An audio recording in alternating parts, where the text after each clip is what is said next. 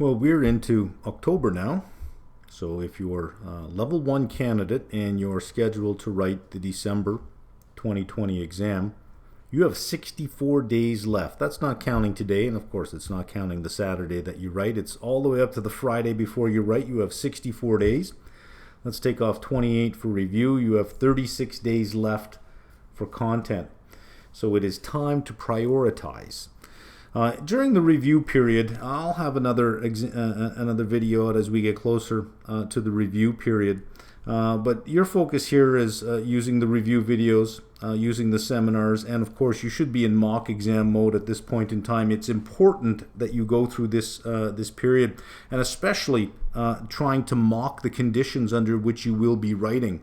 And for many of you, that might include wearing a mask for 3 hours. Because in whatever center you're in, there's a high probability that you will have to wear a mask. You may as well write your mock exams wearing one, just so that you can acclimatize yourself to it and get used to it. On our site, our review videos total about 16, almost 17 hours. Our seminars total about 7 hours. The seminars are designed around more difficult concepts and a lot of the more testable difficult concepts. So each seminar is designed to get you 1, 2, or 3 extra points on the exam. And our mock exams are randomized from a database of 1,500 questions. You get 4 complete mock exams on our site, which means you'll see 960 of those 1,500 questions. They're just taken at random.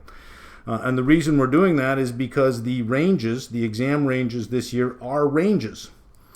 So we can't just say, here's 18 ethics questions, here's 12 quant questions. We have to say, well, it could be anywhere from 15 to 20% of your exam is ethics questions. So when you randomize one, it might be as low as 15% or as high as 20%. So you need a database of mock exam questions that are much larger than the questions that you'll end up serving, only because you need variability on both sides. Anyways, you should be able to generate 960 questions, 4 full mock exams. That's 24 hours of mock exams, 8 3-hour exams, and a 3-hour exam is half an exam. Let's talk about prioritizing. Because you may be looking at the calendar saying, well, you know what, I have till December. The nice thing here, by the way, is you got to get out of jail free card here. If you're sitting as of October 1st and you're saying, I still have 18 readings to get through, and you know you're not going to do it well, or you're not going to do it the way you would like to do it, or you're not going to know it the way you would like to know it, you can still switch to February. You have until October 20th to do it at no cost. You just have to back out of the December exam on the CFAI site, choose the February exam. It costs you nothing. So if you're sitting at this point in time and you've still got a mountain of work in front of you, you know what? The better the base you build at level 1, the easier level 2 is going to be. You don't have to try level 2, 2, and 3 times to get through it because you simply tried to pass level 1. And the better the base you'll build for level 3, and if you got holes in your knowledge at level 1 or level 2 when you get to level 3, that's going to be tough.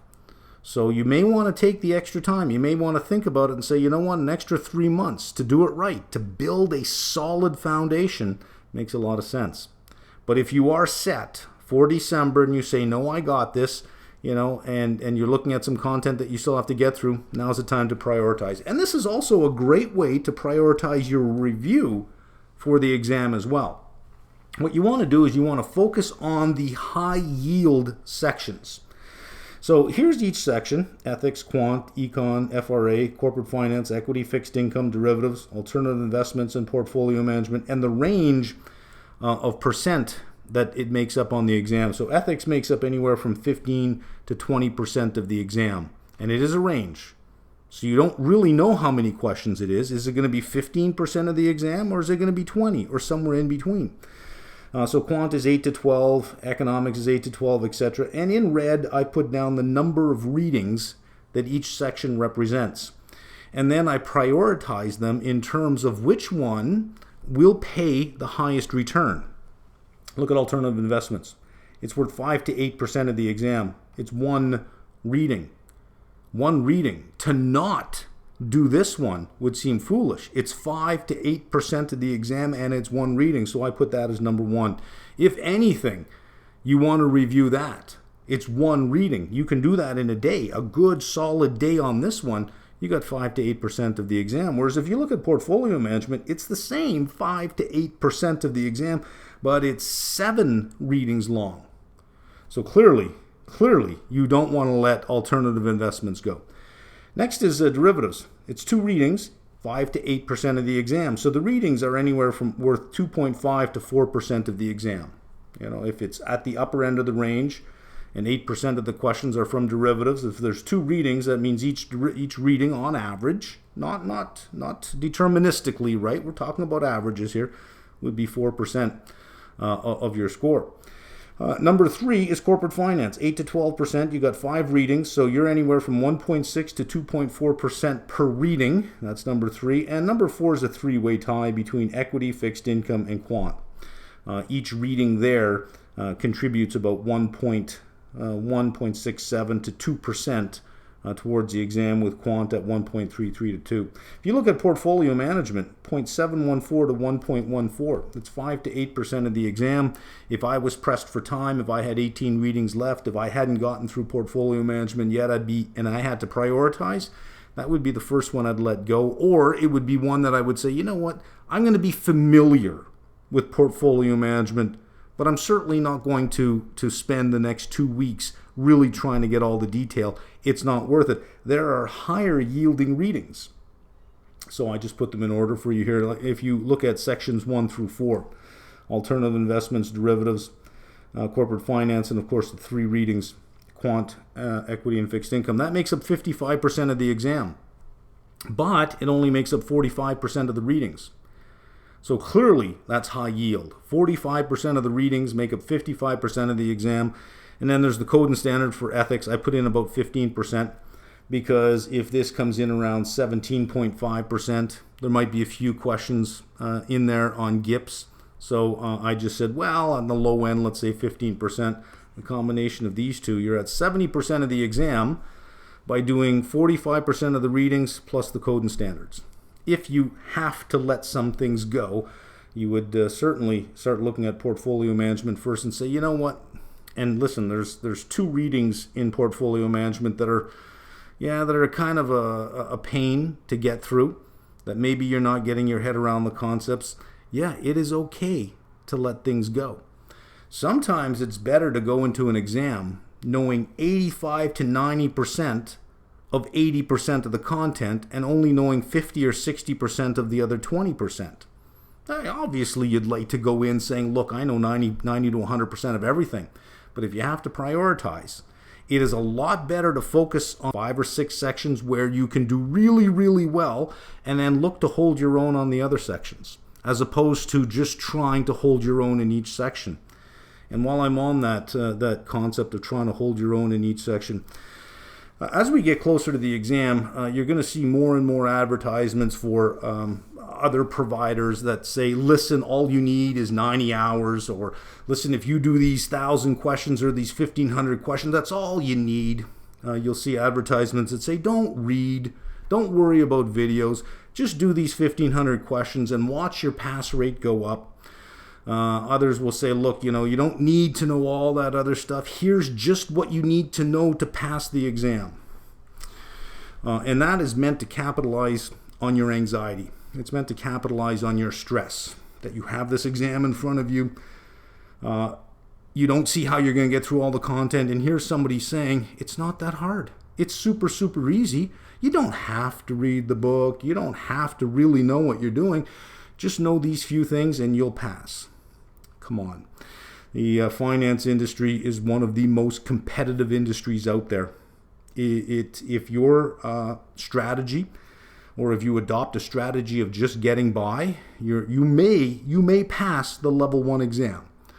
But level 2 will have something to say about that, and level 3 will definitely have something to say about that. And your employer will definitely have something to say about that. Because the goal of what you're doing here is not to pass 3 exams. What's the point? What would be the point of saying, well, my goal is to pass 3 exams? Bragging rights? You're passing these 3 exams because you want those 3 letters behind your name, because you want better compensation in your career. Well, that comes from keeping a job. It's not enough to just have to just pass 3 exams. You got to get a job, and once you have a job, you have to keep that job. And if you followed a strategy of just getting by, just give me the minimum amount of information I need to know, I just want to pass these tests, it's going to become very clear very quickly that you don't know what you're doing, and you're not going to keep that job.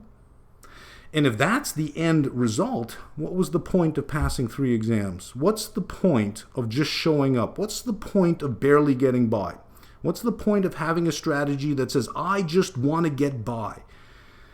In an industry where there's a lot of money to be made, but because there's a lot of money to be made, it's super, super competitive. You're not going to get by. You're not going to get by if you're going to tug on your partner's shirt sleeve every 3 seconds saying, what's this? What's that? I don't remember this. What are we doing here? How did we get this? That's not going to last long. So you want to build a solid foundation at level 1.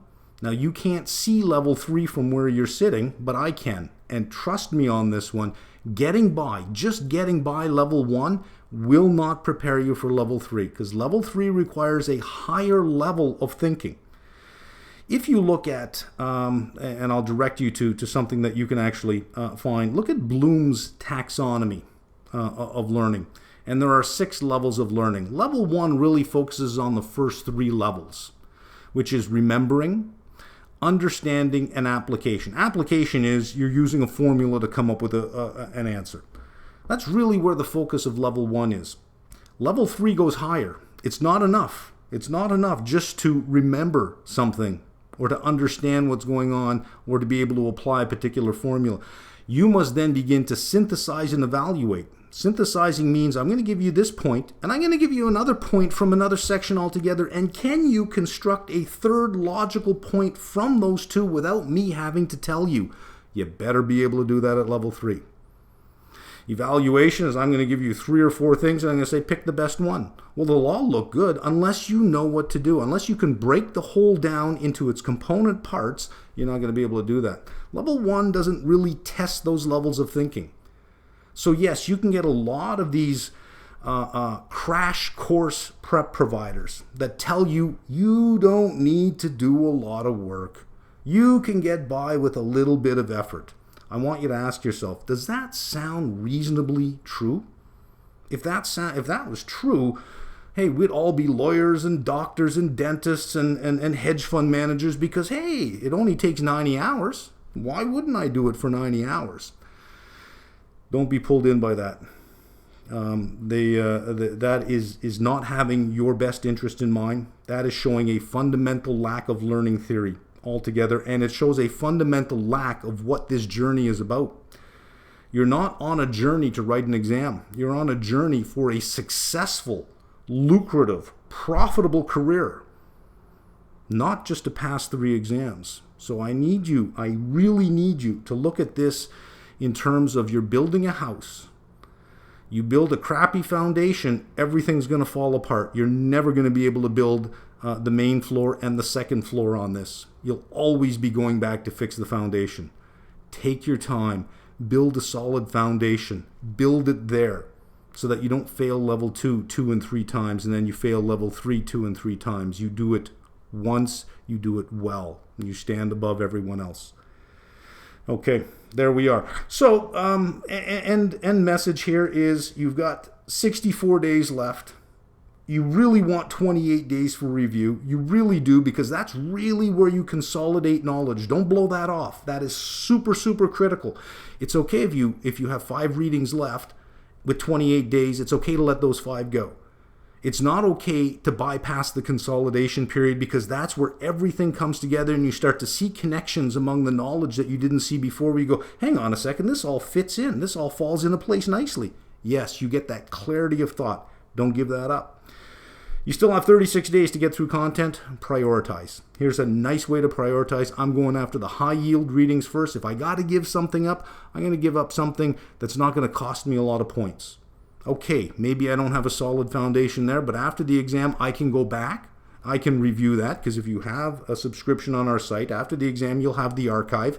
You'll have the archive through level 2. You'll have the archive through level 3. You can always go back and re-cement that foundation. There we are.